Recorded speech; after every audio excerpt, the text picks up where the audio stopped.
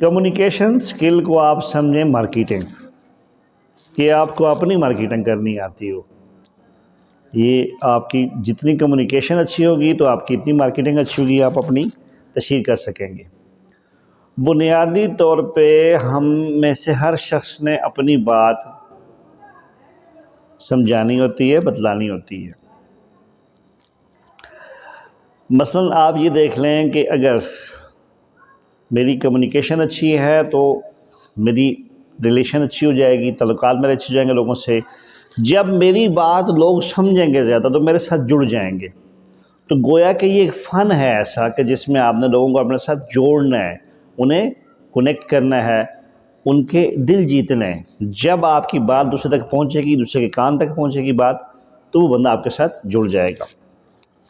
اس کا ایک بنیادی اصول یہ ہے کہ آپ آسان اور سلیس زبان استعمال کریں، بہترین، کہ جو چھوٹے بچے ہیں ان کو بھی سمجھ میں آ جائے اور بڑے لوگوں کو بھی سمجھ میں آ جائے۔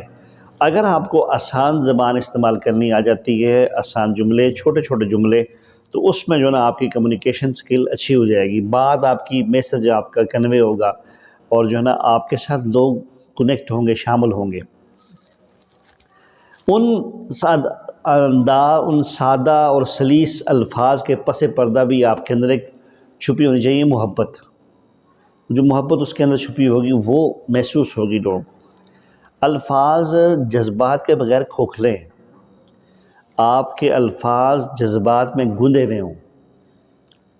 اب جذبات کن کن میں ہیں اس میں ذرا غور کیجیے گا۔ جیسے میری پریزنٹیشن میں یہ ہوتا ہے کہ میں جب کہیں پڑھا رہا ہوں، لیکچر دے رہا ہوں، ٹریننگ دے رہا ہوں، تو جو سامعین ہوتے ہیں میرے، ان میں دیکھتا ہوں کہ جو چھوٹا ہے اس سے جو نا لاڈ پیار والی گفتگو، بچی اس کو بیٹا کہہ دیا، تو اس طرح بچوں کو جو نا کوئی نہ کوئی کسی حوالے سے جو نا اس کو ولی وہ فیلنگ جو ان کے اندر ہے، جو محبت جن رشتوں میں ہے، ان رشتوں کا احساس دلانا۔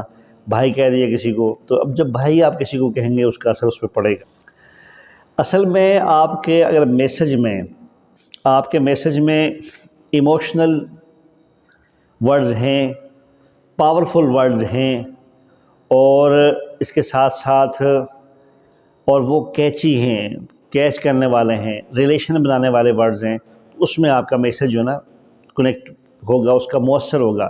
مؤثر کمیونیکیشن کے لیے ضروری ہے کہ آپ کے الفاظ میں ایموشنل ورڈز ہونے چاہیے، جذبات میں گندے ہوئے الفاظ ہوں، کہ جو جذبات، احساسات دوسرے میں بھی جگائیں۔